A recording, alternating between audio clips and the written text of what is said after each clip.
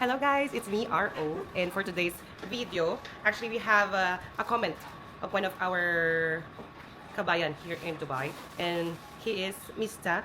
Mischief.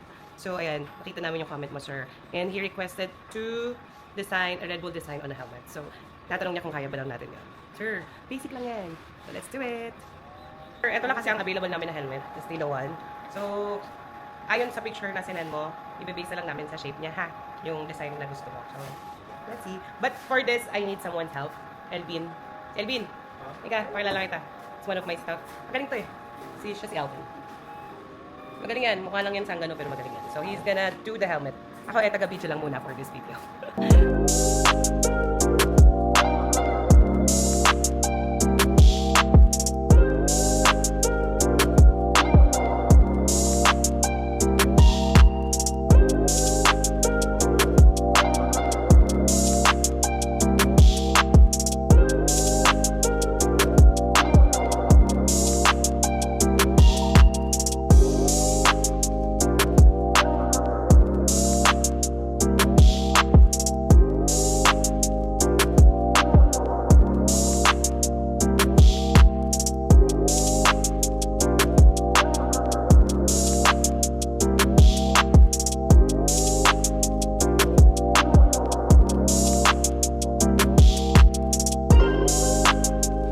And we're done, Sir Mr. Mischief.